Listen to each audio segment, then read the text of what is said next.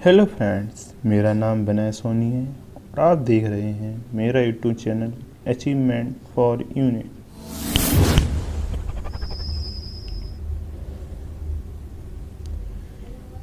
Video देखने से पहले आप हमारे यूट्यूब चैनल को सब्सक्राइब जरूर कर लें और बराबर में आने वाली बेल आइकन को दबा दें, जिससे कि मेरी आने वाली वीडियो की नोटिफिकेशन आपको टाइम पर मिलती रहे। तो आइए हम आज की वीडियो स्टार्ट करते हैं। आज हम लोग साइंस सब्जेक्ट के चैप्टर नंबर 12 को देखेंगे, जिसका नाम है विद्युत तथा परिपथ।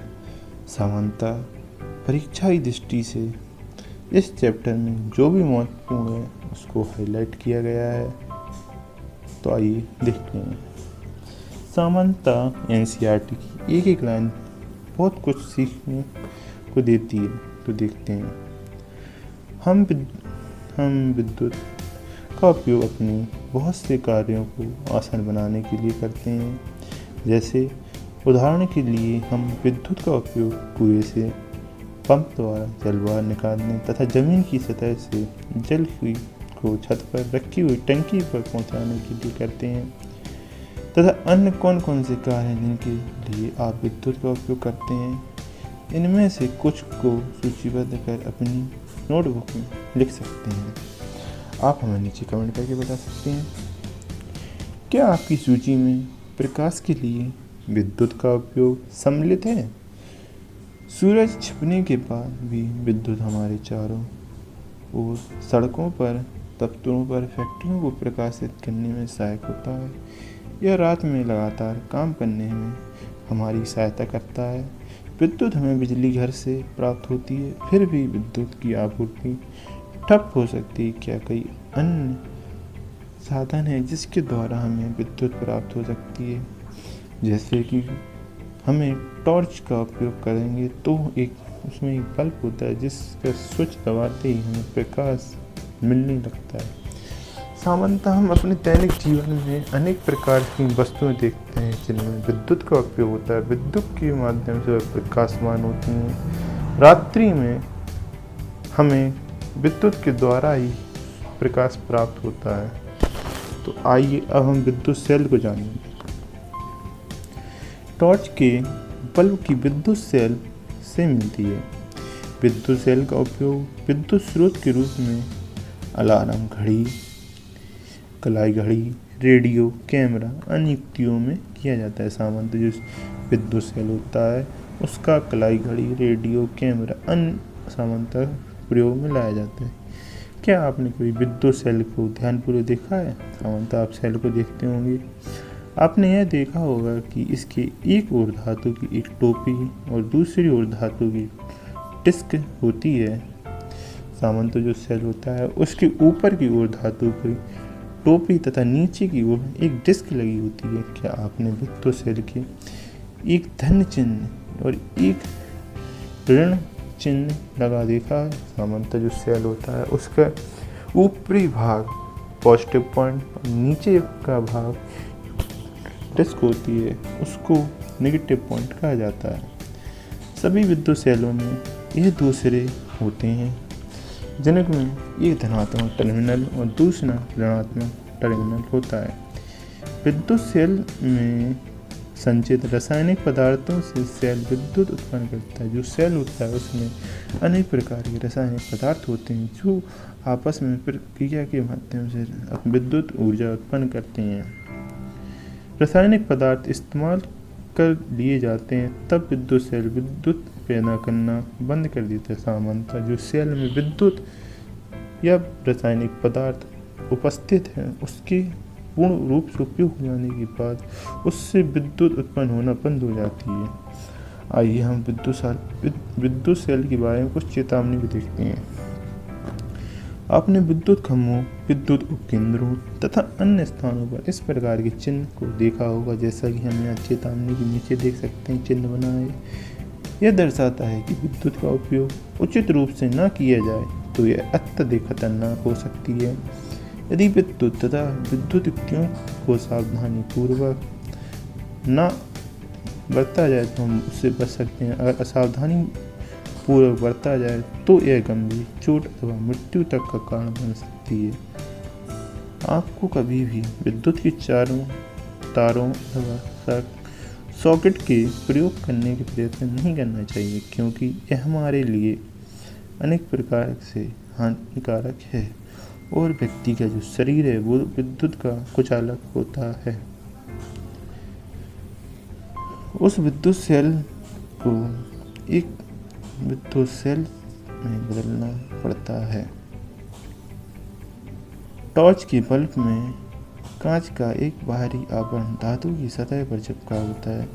जैसा कि चित्र ए में देख सकते हैं कि इसमें एक बल्ब है और जो एक धातु की सतह है उस पर एक कांच का आवरण चिपका हुआ है। आइए हम इसको एक क्रियाकलाप के माध्यम से देखते हैं। एक टॉर्च लीजिए तथा इसके बल्ब के भीतर रखी अपने अध्यापक की सहायता से इस बल्ब को टॉर्च से बाहर भी निकाल सकते हैं। क्या देखते हैं? क्या आप कांच के बल्ब के मध्य एक पतला तार देखते हैं, जैसा कि यहाँ चित्र में दिखाया गया है। तार के बल्ब के अंदर एक तार है जिसे फिलामेंट कहा जाता है। दो धातुओं की नोक बल्ब के दो टर्मिनल हैं। ये दोनों टर्मिनल इस प्रकार लगाए जाते हैं कि एक दूसरे को ना छुएं। घरों में उपयोग होने वाले विद्युत बल्बों की ऐसी ही संरचना होती है। इस प्रकार विद्युत सेल तथा विद्युत बल्ब दोनों में ही दो टर्मिनल होते हैं। इनमें दो टर्मिनल क्यों होते हैं इसको जानते हैं। विद्युत सेल से जुड़ा हुआ बल्ब का प्रयोग जानिए। आइए विद्युत सेल का उपयोग करके एक बल्ब को दीप्तमान करने का प्रयास करते हैं। ऐसा हम किस प्रकार कर सकते हैं इसको क्रियाकलाप के माध्यम से देखते हैं। विभिन्न रंगों के प्लास्टिक का आवरण चढ़े विद्युत तार के 4 टुकड़े लीजिए। प्रत्येक तार के टुकड़े के दोनों सिरों से प्लास्टिक आवरण को हटा दीजिए। इस प्रकार दोनों सिरों पर धातु का तार अनावृत हो जाएगा। तो तार को अनावृत भागों को विद्युत सेल को तो दूसरे दो बल्ब के से चिपका दीजिए। जैसा कि सेल में दो तारों को चिपका गया है, चित्र में देख सकते हैं, और नीचे बल्ब में दो तारों को जोड़ा गया है। अब आगे देखते हैं। बल्ब के साथ तारों को जोड़ने के लिए आप विद्युत रोधी टेप, बिजली और सेल के लिए रबड़ बैंड का उपयोग कर सकते हैं। अब बल्ब तथा विद्युत सेल के अलग अलग 6 भिन्न ढंगों से जोड़ सकते हैं। जैसा कि नीचे चित्र में दिखाया गया है कि सेल और बल्ब को किन किन माध्यमों से जोड़ा जा सकता है। सामान्यतः इनमें 6 कंडीशन दर्शाई गई हैं। उनमें से एक कंडीशन में दो कंडीशन में बल्ब जल रहा है। आइए अब आगे को देखते हैं। अब हम उन अवस्थाओं को ध्यानपूर्वक देखें जिनमें बल्ब दीप्त मतलब प्रकाशमान हो रहा है। इन व्यवस्थाओं की तुलना दूसरी व्यवस्थाओं से कीजिए जिनमें बल्ब दीप्त नहीं हुआ मतलब जला नहीं है। क्या आप इस अंतर का कारण ज्ञात कर सकते हैं? नीचे कमेंट करके बताइए। विद्युत सेल के एक टर्मिनल से प्रारंभ करके अपनी पेंसिल की नोक को तार के अनुदेश बल्ब तक लाएं। अब बल्ब के दूसरे टर्मिनल से प्रारंभ करके विद्युत सेल के जोड़े दूसरे तार के अनुदेश पेंसिल की नोक लाएं। अब हम विद्युत परिपथ के बारे में जानेंगे। सामान्यतः हमने क्रियाकलाप जो ऊपर किया है उसी को आगे देखते हैं। आपने विद्युत सेल के एक टर्मिनल को तार द्वारा बल्ब से होते हुए विद्युत सेल से दूसरे टर्मिनल से जोड़ा है। जैसा कि चित्र ए में दिखाया गया है कि हमने किस प्रकार बल्ब और सेल को आपस में जोड़ा है तथा चित्र व्यवस्था विद्युत सेल के दो टर्मिनल बल्ब के दोनों टर्मिनलों से जुड़े हैं। इस प्रकार की व्यवस्था और विद्युत परिपथ का एक उदाहरण है। विद्युत परिपथ सामान्यतः चित्र में जो दर्शाया गया है ए और एफ पोजीशन में, ये विद्युत परिपथ के द्वारा ही बल्ब का जलना संभव है।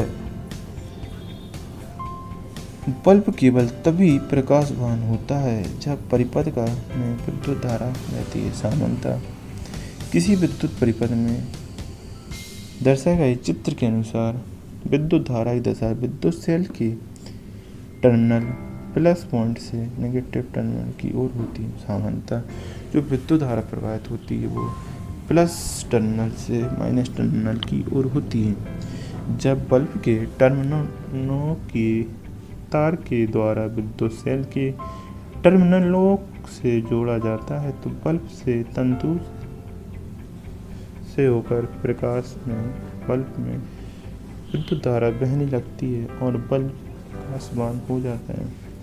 कभी कभी विद्युत बल्ब विद्युत सेल से जुड़े होने पर भी दीप्त नहीं होता है। ऐसा बल्ब फ्यूज होने के कारण हो सकता है।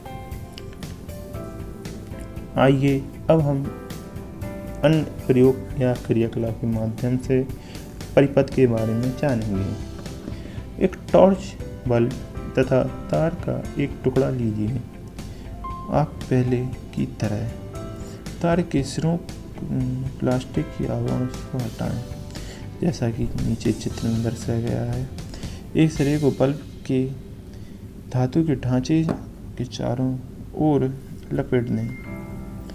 लपटे तार को दूसरे सिरे के रबड़ बैंड की सहायता से विद्युत सेल के ऋणात्मक टर्मिनल से जोड़िए। जब बल्ब के आधार की नोक अर्थात इसके टर्मिनल को विद्युत सेल के धनात्मक टर्मिनल से जाता है तो बल्ब दीप्तमान हो जाता है। सामान्यतः बल्ब में भी दो टर्मिनल होते हैं, एक पॉजिटिव एक नेगेटिव, और सेल में भी दो टर्मिनल होते हैं, पॉजिटिव नेगेटिव। हम सामान्यतः बल्ब के प्लस टर्मिनल से तार को जोड़ देते हैं और सेल के नेगेटिव टर्मिनल से तार को आपस में जोड़ देते हैं। अब जो बल्ब का नेगेटिव टर्मिनल है उसको सेल के प्लस टर्मिनल से जोड़ते हैं तो प्रकाश उत्पन्न होता है। इसे कह सकते हैं कि बल्ब प्रकाशमान हो जाता है।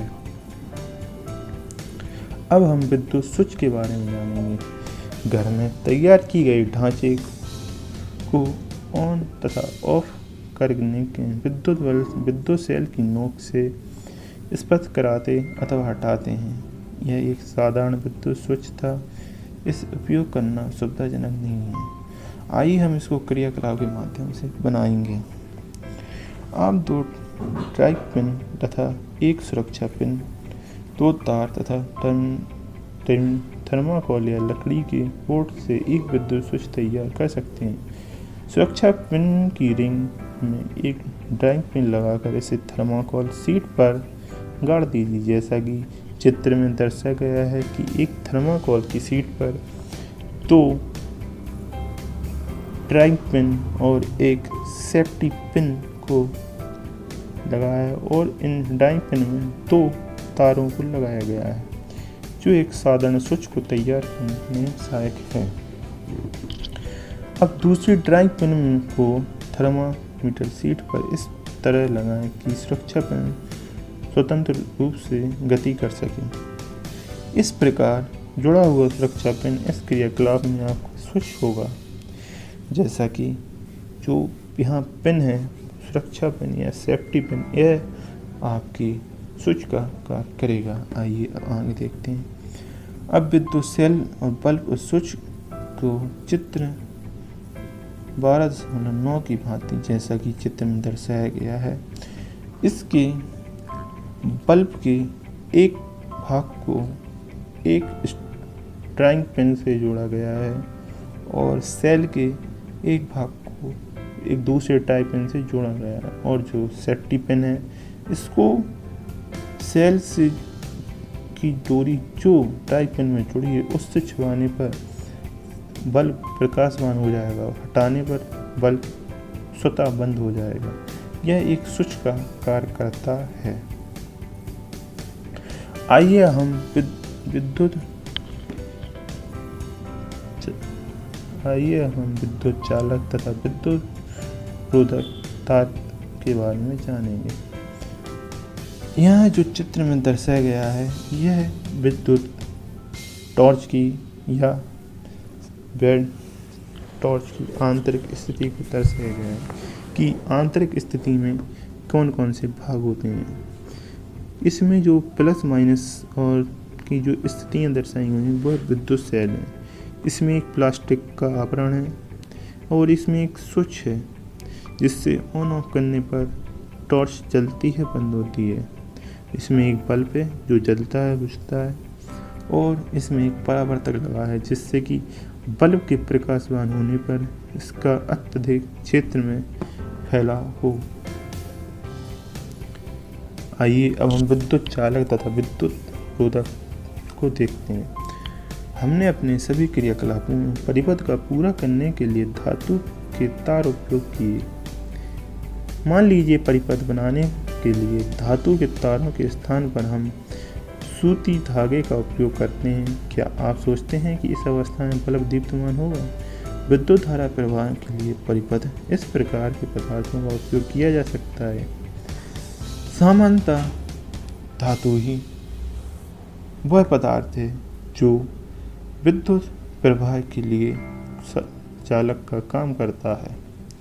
सामान्यतः हम यह जांचने के लिए हम इस सारणी को देख सकते हैं कि किस के माध्यम से बल्ब जलेगा और किस वस्तु या किस पदार्थ के माध्यम से बल्ब नहीं जलेगा। जैसे कि चाबी जो धातु की बनी होती है उससे बल्ब जलता है, जो रबड़ है वह धातु की नहीं बनी हुई है तो बल्ब नहीं जलेगा।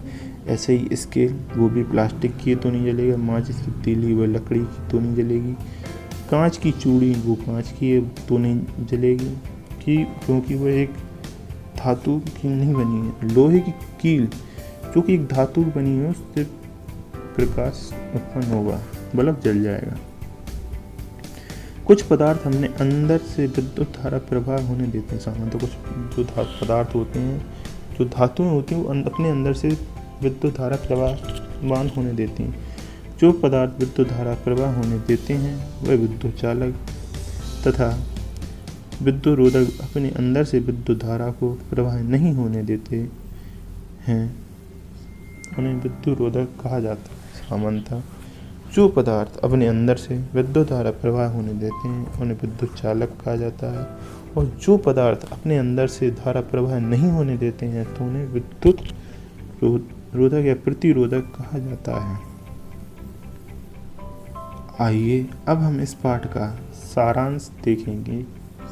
विद्युत सेल से विद्युत का एक स्रोत है। सामान्यतः जो सेल है वो एक विद्युत का स्रोत है।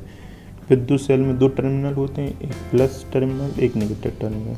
विद्युत बल्ब में एक फिलामेंट होता है जिस माध्यम से प्रकाश उत्पन्न होता है।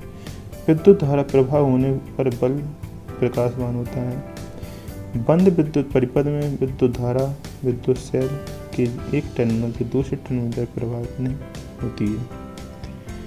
स्विच एक प्रकार की युक्ति है जो विद्युत धारा के प्रवाह को रोकने और आरंभ करने में सहायक होती है। इन पदार्थों से होकर विद्युत धारा प्रवाहित होती है उसे विद्युत चालक कहा जाता है। जिन पदार्थों से विद्युत धारा उत्पन्न नहीं होती है उन्हें कुचालक कहा जाता है। अगर फ्रेंड्स आपको मेरी वीडियो अच्छी लगी हो तो वीडियो को लाइक करें और शेयर करें, और अगर वीडियो से रिलेटेड कोई भी क्वेश्चन है पूछना चाहते हैं तो आप नीचे कमेंट करें और आप हमारी चैनल को सब्सक्राइब करें। Thank you for watching my video.